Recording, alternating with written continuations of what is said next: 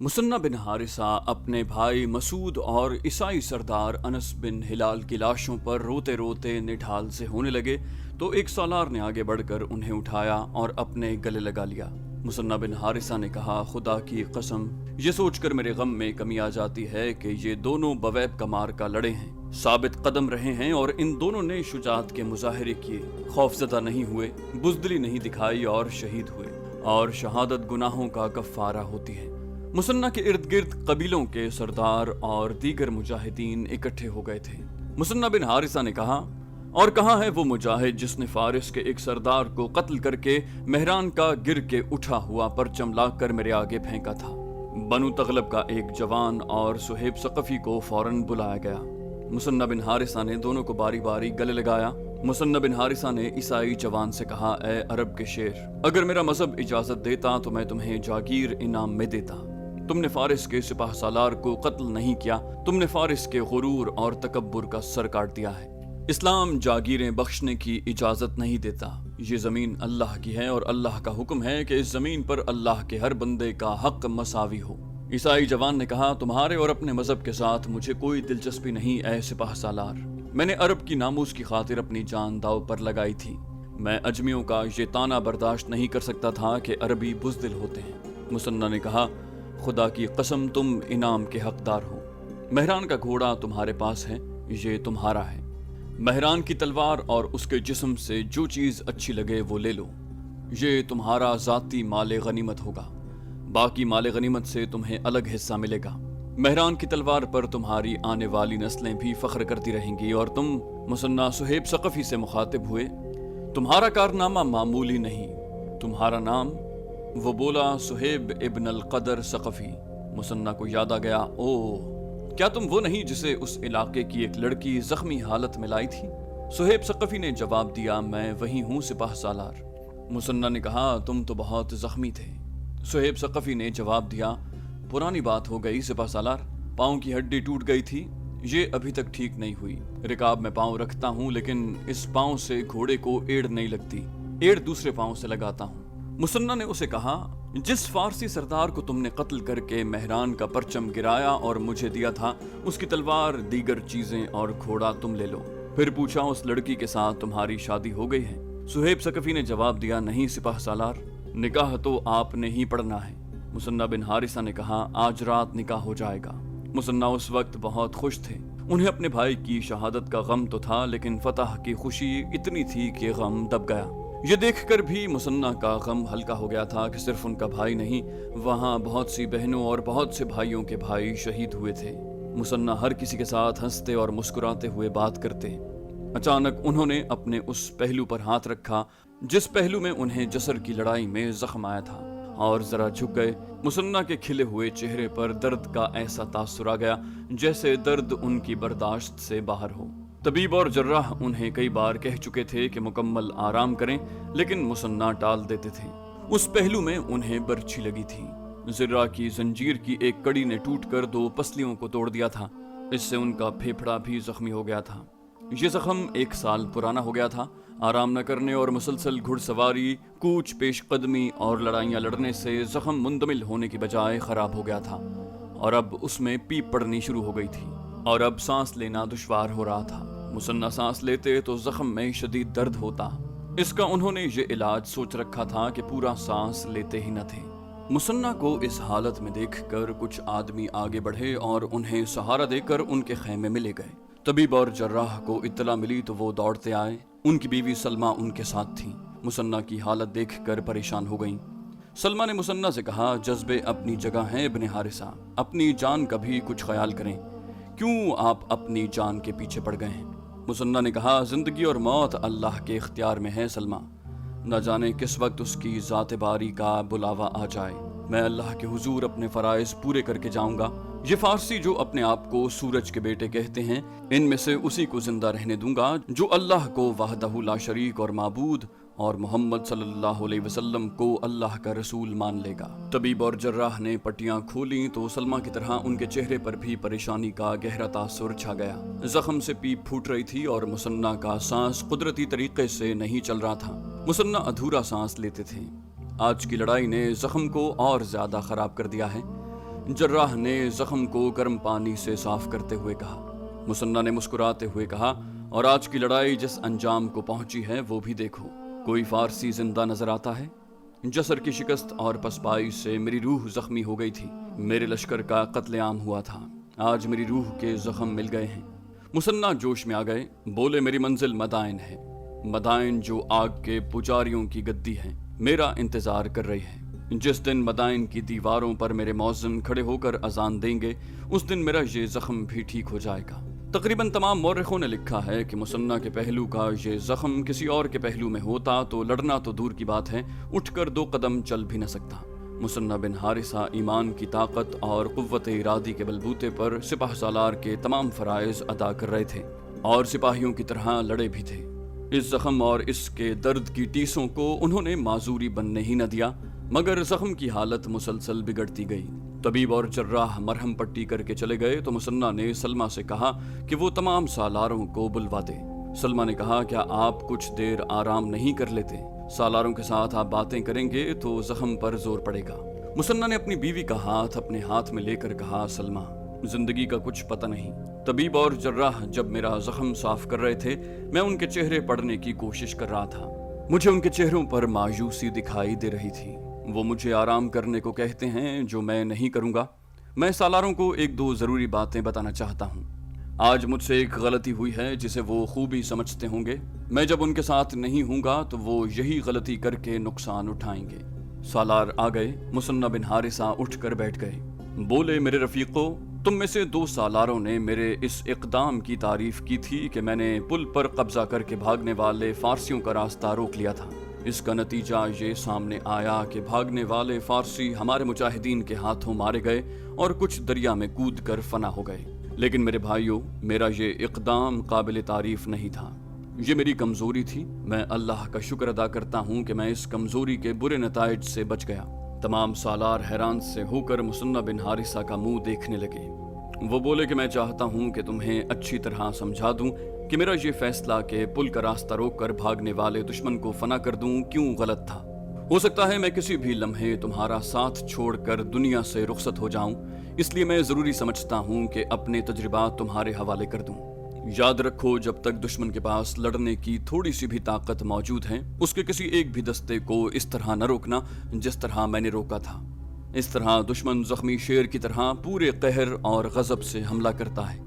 क्या तुमने देखा नहीं था कि मैंने फारसियों को पुल तक जाने से रोक दिया और मुजाहिदीन ने उन्हें घेर कर काटना शुरू कर दिया? तो मेहरान फारसी ने अपने दूसरे दस्तों से, जो अभी ज्यादा नहीं लड़े थे, हर तरफ से हम पर हमला करवा दिया था। तुमने ये भी देखा होगा कि फारसी पहले से ज्यादा जांबाजी से लड़े और खुदा की कसम मुझे ये खतरा नजर आने लगा कि हम शिकस्त खा जाएंगे। ये तो अल्लाह का करम था कि हम जीत गए। मैं अपनी गलती का एतराफ़ करता हूँ। तुम में से कभी कोई ऐसी गलती न कर बैठे। दुश्मन को भागने से उस वक्त रोको और मारो जब देखो कि उसका दम खत्म हो चुका है और अब वो गिरने वाला है। 3 मौरखों ने कुछ इस किस्म का ख्याल जाहिर किया है, जैसे मुसन्ना को महसूस होने लगा था कि वो ज्यादा अरसा जिंदा नहीं रह सकेंगे। उन्होंने सालारों को उसी वक्त अहकाम देने शुरू कर दिए। मुसन्ना ने हुक्म दिया, माल गनीमत बहुत तेजी से इकट्ठा किया जाए और उसकी तकसीम 1 दिन में हो जाए।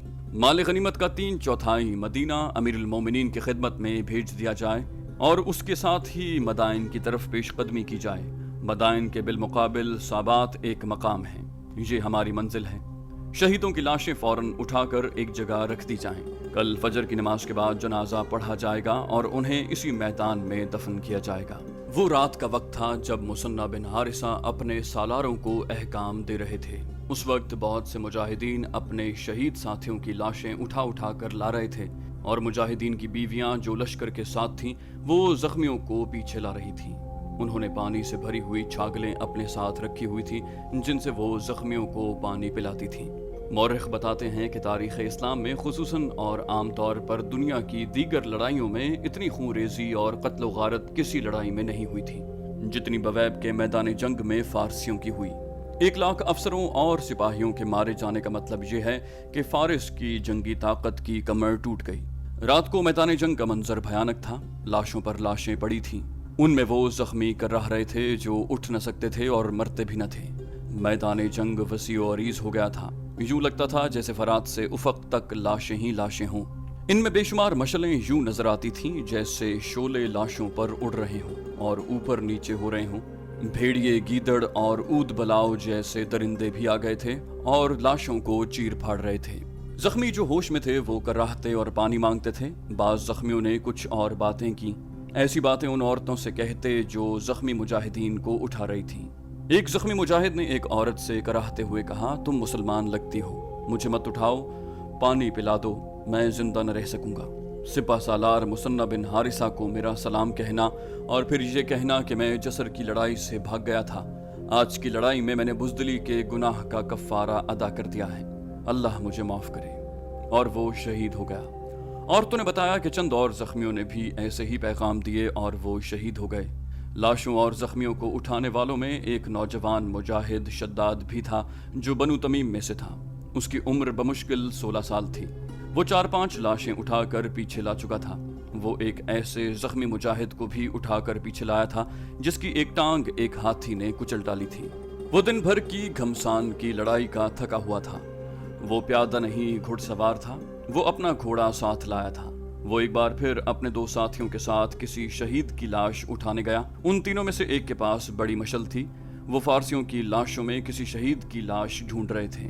शद्दाद को किसी की नहीफ सी आवाज सुनाई दी। शद्दाद ने अपने साथियों से पूछा, क्या किसी ने मुझे पुकारा है? उसके एक साथी ने कहा, किसी जख्मी की आवाज मालूम होती है। तीनों रुक गए। फिर वही नहीफ आवाज सुनाई दी, इधर शद्दाद, इधर। तीनों उस तरफ बढ़े जिस तरफ से आवाज आई थी। 5-7 कदम दूर एक जख्मी मुजाहिद उठने की कोशिश कर रहा था। उसके कपड़े खून से लाल थे और उसका चेहरा खून से ढका हुआ था। दाढ़ी पर खून जम गया था। एक तो जख्मों ने उसे बेबस कर रखा था, दूसरे इसलिए भी वो खड़ा नहीं हो सकता था कि 2 फारसियों की लाशें, एक दाएं दूसरी बाएं, इस तरह पड़ी हुई थी कि दोनों की टांगें जख्मी के पेट पर थीं। जख्मी मुजाहिद में इतनी ताकत नहीं रह गई थी कि लाशों की टांगें अपने पेट से हटा सकता। एक औरत करीब से गुजरी तो जख्मी को देख कर रुक गई। औरत के एक हाथ में पानी की छागल और दूसरे हाथ में मशल थी। उसने छागल जख्मी के मुंह से लगा दी। जख्मी बेसब्री से पानी पीने लगा। पानी पी चुका तो शद्दाद और उसके साथी उसे सहारा देकर उठाने लगे। उसने उठने की बजाय शद्दाद को अपने बाजुओं में ले लिया। जख्मी ने नकाहत ज़दा आवाज में कहा, तू मेरे नाम पर लानत भेज चुका होगा मेरे बेटे। मैं जसर का भगोड़ा हूं ना, मैंने अपने शहीद साथियों से बेवफाई की थी।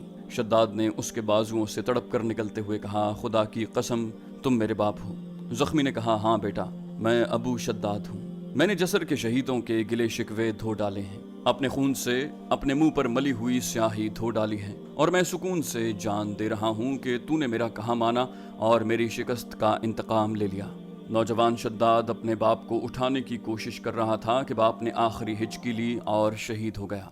मौरखों ने लिखा है कि बवैब के मार्के में जसर के वो भगोड़े भी थे जो शर्म और नदामत से इधर उधर छुप रहे थे। 1 साल के बाद उन्हें बुज़दिली का कफ़ारा अदा करने का मौका मिला और वो उस लश्कर में शामिल हो गए जो मुसन्ना बिन हारिसा की मदद के लिए जा रहा था। छुपे हुए भगोड़ों को पता चला तो वो उसमें शामिल हो गए।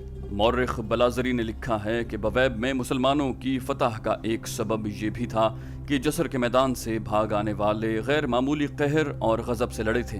वो अपने सालारों और साथियों को बता रहे थे कि वो बुज़दिल नहीं। अगले रोज दरियाए फरात के किनारे 3 सफ़ों में शहीदों की मैयतें रखी हुई थीं और मुसन्ना बिन हारिसा नमाज जनाजा पढ़ा रहे थे। औरतें दूर खड़ी देख रही थीं, उनकी आंखें अश्कबार थीं। उनके सुहाग शहीद हो गए थे। जनाजा पढ़ने वाले मुजाहिदीन की आंखों में भी आंसू थे। वो घरों से इकट्ठे निकले थे, हंसते मुस्कुराते, नारे लगाते, एक दूसरे से हंसी मजाक करते महाज पर पहुंचे थे। आज उनके बहुत से साथी सफर आखिरत पर रवाना हो गए थे। मुसन्ना बिन हारिसा ने जनाजे के बाद मुख्तसर सा खुतबा दिया। उन्हें मुर्दा न कहो जो अल्लाह की राह में लड़ते हुए शहीद हुए हैं, वो जिंदा हैं लेकिन तुम नहीं समझते। फिर मुसन्ना ने सूरह बकरा की आयत 193 सुनाई और उनसे तुम उस वक्त तक लड़ते रहो कि बातिल का फितना बाकी न रहे और जमीन पर दीन सिर्फ अल्लाह का रह जाए। फिर अगर वो बाज आ जाएं तो ख्याल रखो कि जालिमों के सिवा और किसी पर ज्यादती न करना। साथ ही मुसन्ना ने हुक्म सुनाया कि माले गनीमत की तकसीम के बाद यहाँ से कूच होगा। शहीदों को उन्हीं कपड़ों में दफन कर दिया गया जिनमें वो लड़े थे। ये कपड़े खून से लाल थे। उन्हें गुस्ल न दिया गया, वो अपने खून में नहाए हुए थे। उसके बाद माले गनीमत तकसीम किया गया और खुम्स का 1/4 हिस्सा मदीना भेजने के लिए अलग किया गया। قبیلہ بجیلہ کے سردار جریر بن عبداللہ نے مثنہ سے کہا، ابن حارثہ، امیر المومنین کے حکم کو تو بھولا تو نہیں ہوگا کہ میرے قبیلے کو مال غنیمت کا 1/4 حصہ اضافی ملے گا؟ مثنہ بن حارثہ نے کہا، میں نہیں بھولا ابن عبداللہ، لیکن یہ نہ کہہ کہ یہ امیر المومنین کا حکم ہے، یہ کہہ کہ یہ تیری شرط ہے۔ امیر المومنین ایسا حکم اپنے آپ ہی نہیں دے سکتے کہ ایک کو اوروں سے زیادہ حصہ دو۔ یہ لے اپنا 1/4 اضافی حصہ۔ اللہ تجھے ہدایت دے کہ شہیدوں کے خون کی قیمت نہیں مانگی جاتی۔ جریر بن عبداللہ چپ رہا اور اس نے اپنے قبیلے کے لیے اضافی حصہ قبول کیا۔ امیر المومنین کی ہدایات کے مطابق بیت المال کے لیے 1/4 کی بجائے 3/4 حصہ روانہ کر دیا گیا۔ مدینہ کو جانے والے اس قافلے کا امیر عمر بن عبد المسیح تھا۔ محمد حسنین ہیکل نے مستند حوالوں سے لکھا ہے کہ بویب سے مسلمانوں کو اتنا زیادہ مال غنیمت ملا جو اس وقت تک کسی اور لڑائی کے بعد نہیں ملا تھا۔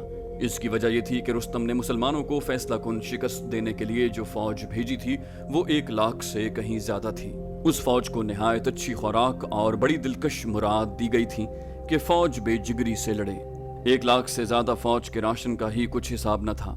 راشن اور دیگر رسد اس توقع پر بھی زیادہ دی گئی تھی کہ مسلمانوں کو شکست دے کر آگے بڑھنا اور مدینہ تک پہنچنا تھا۔ اس راشن میں گندم کا آٹا اتنا زیادہ تھا کہ سنبھالا نہیں جاتا تھا۔ بھیڑ بکریوں کا بھی کچھ شمار نہ تھا۔ دودھ دینے والے جانور بھی بے حساب تھے۔ آٹے کی بہت سی بوریاں اور بہت سی بھیڑ بکریاں مجاہدین کی بیویوں وغیرہ کو بھی، جو مجاہدین کے ساتھ 3 مختلف مقامات پر مقیم تھی، بھیجی گئیں۔ خوراک کے علاوہ قیمتی اشیاء بھی بے شمار تھیں۔ تاریخ میں ایک دلچسپ واقعہ ملتا ہے۔ فارس، آج کے عراق اور عرب کی سرحد پر عرب قبیلے آباد تھے جن کے سینکڑوں آدمی فارس کے محاذ پر گئے ہوئے تھے۔ ان کی عورتیں دن کو باہر نکل کر انتظار کیا کرتی تھیں کہ محاذ سے کوئی آ رہا ہوگا اور محاذ کی خبریں سنائے گا۔